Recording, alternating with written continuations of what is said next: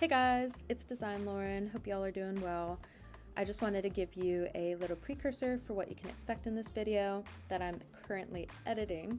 It's a video of Rez and our paid media manager, Lauren O, going over the current paid media campaign that we have running with our sports app client. You can check out a bunch of other videos that we've done leading up to this point with the same client and the same campaign, so you can kind of piece together how we got here, how we're doing with all of that pre-work that we've done, and really how the results are starting to come through. So far, we've only run awareness and traffic stage, with decision coming soon. This is just a progress update. This isn't a final overview, as all of the analytics have not come in quite yet.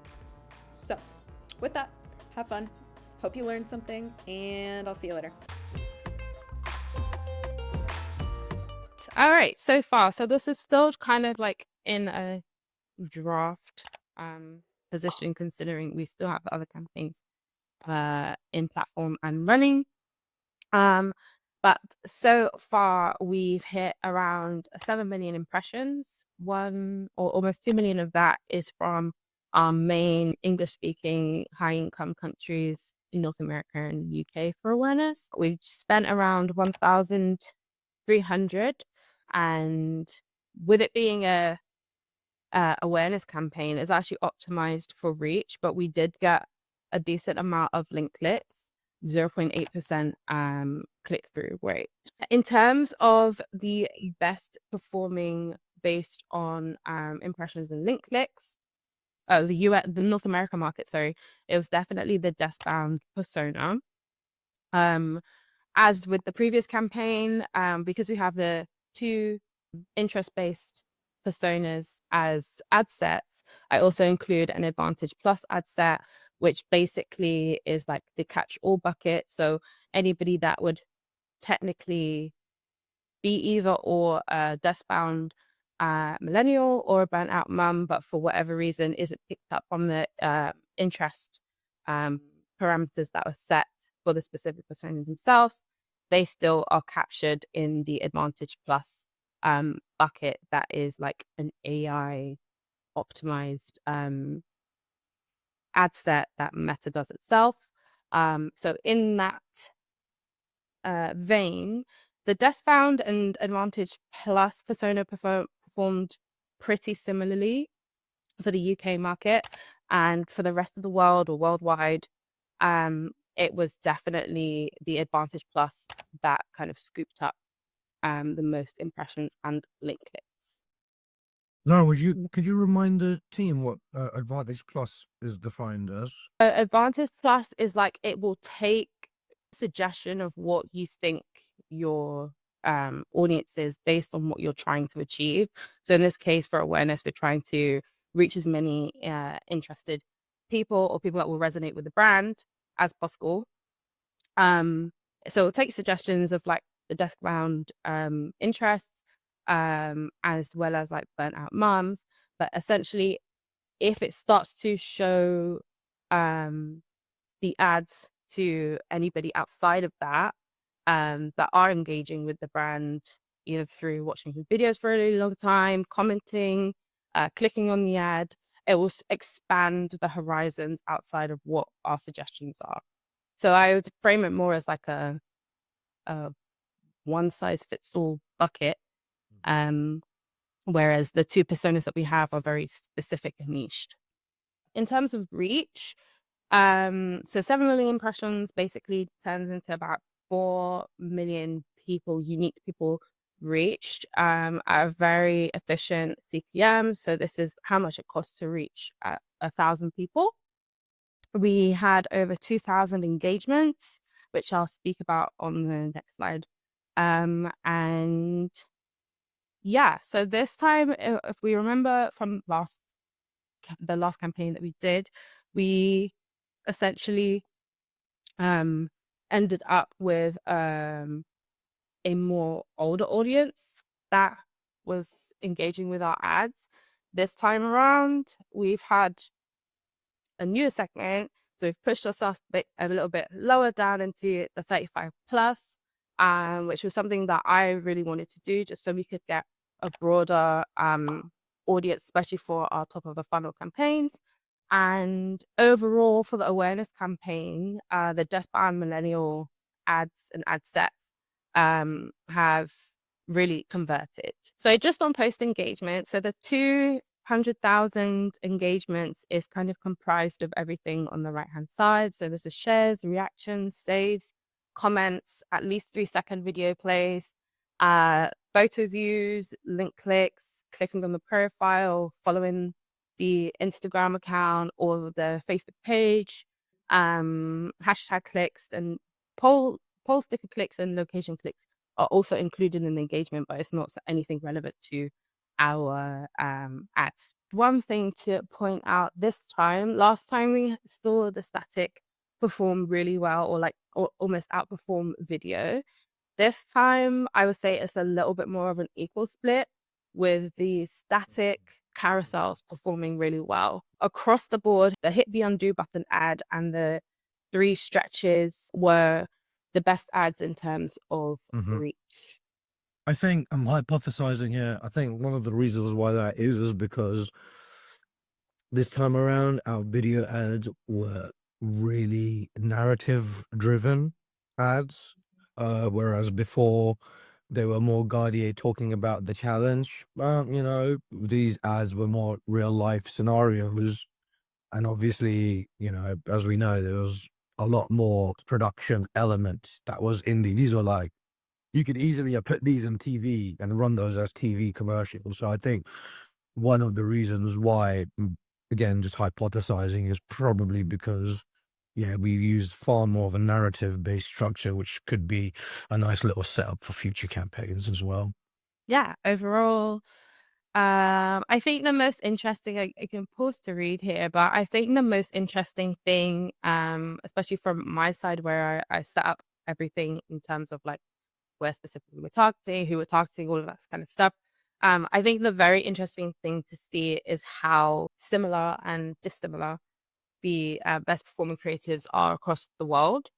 We can dive into a little bit more of what this means for maybe future campaigns, and how we structure campaigns for specific countries or specific tiers of countries going forward. Yeah, I think the biggest thing that I would like to point out is we ran a few A/B tests, which I'm going to speak about on the next couple of slides.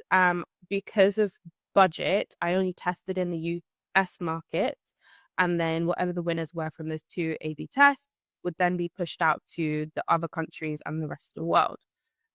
It was interesting that even though one of the video A, the 3 stretches, which won in the US market, also really performed well for the rest of the world. So an insight that we might want to draw from that is that we can kind of mirror what will work for the rest of the world based on what works in the US market. We had one video that I think the testing criteria here was actually the content itself. The copy was the same, the CTAs was the same. Structurally, the campaign, the ad set was set up exactly the same. The only thing that changed was the content. And I think here based on the cost per result, which was optimized for reach, we have seen that the video A, which was the 3 stretches, was the test winner. It resonated more with men than women. However, it was a low cost per result for women. And then you can kind of see the distribution is quite different to how it was in our last campaigns. We've entered into 2 younger brackets, and it's actually really performed quite well with the middle age group, so 35 to 54. And then we've also kind of got a few people in the 25 to 34 bracket as well. So these ads definitely converted with a younger audience profile than our previous ads. So the fix back pain in the US video B was the winner and also a high performing ad across the ad sets. So it's definitely a lot less in getting people to actually click on the ad and be interested in, seeing more of the brand, engaging with the brand. It was a high performer within a week. So It's a pretty significant difference with the CPC with both of these as well. I think, again, this will provide us with more insights when it comes to producing ads for the next round, and actually seeing, like, content-wise, what essentially costs the least once we upload it into the platform to get the results that we want. So really good takeaways from here. Lauren, do we know on the A/B test that we did for the geo-targeting one, is that one work better, do you know, or? In my opinion, not so much. Okay. However, I think that there was a bit too much of an audience overlap to have, like, the results that I would be happy to report on.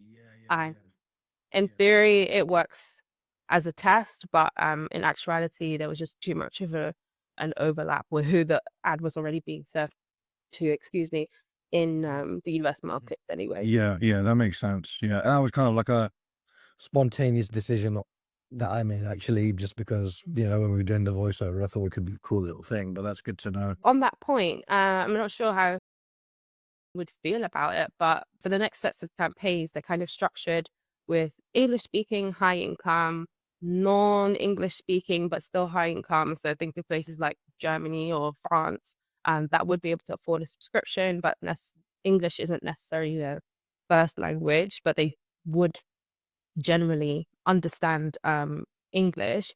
And then we have a tier 3, which would be other countries that could potentially be like high to middle income, where English isn't their first language, but again, they are English speakers. So I think maybe of like UAE, but perhaps, we have Spanish as a large main language in the world, also Arabic, that perhaps we might want to create not like a full campaign where we have hundreds of ads, but maybe 1 or 2 ads that we could test in different markets to see if that does bring up, some untapped markets that, we can get some downloads from. So our 2 first Instagram UGC content creators posted their content. To date, we've garnered around 50 unique and organic comments, as well as 3.5k views across the board. I also know that Sophia is going to be doing another post for us pro bono that also spotlights the brand and the merch itself.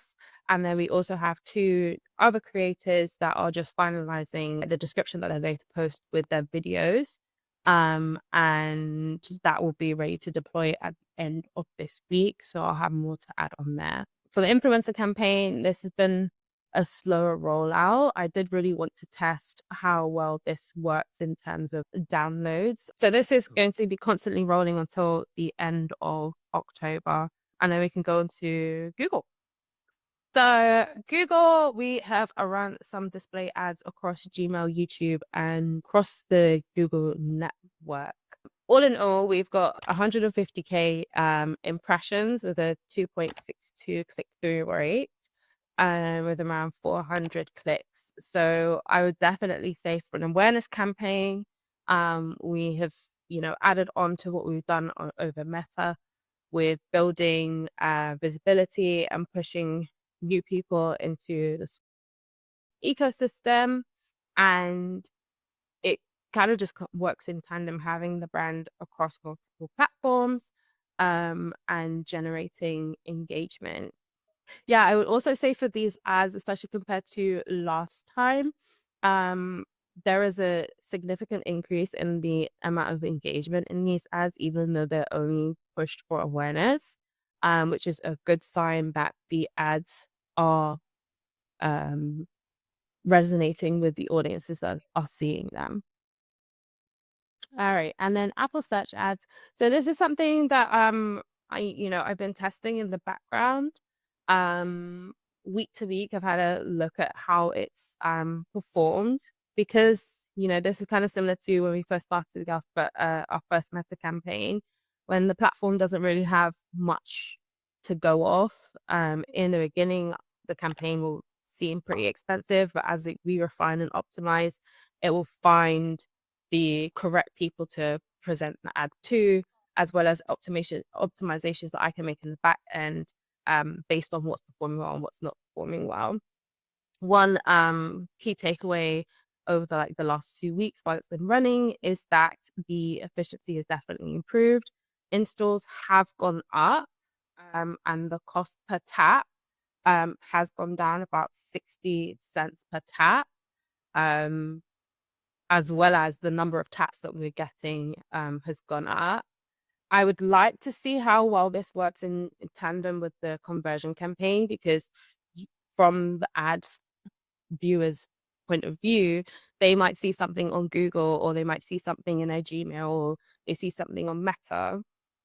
They have a look. They might not necessarily click install or download, or it will take them to the App Store and they don't convert at that point. But then they might go back into the App Store again, type in something related, and boom, we come up as an ad, and it automatically puts us at the front of the page for any search results. And then that kind of works to make the whole ad ecosystem that we've set up over the last few weeks work more efficiently. One thing I would note, though, is that this is more of an expensive campaign right now.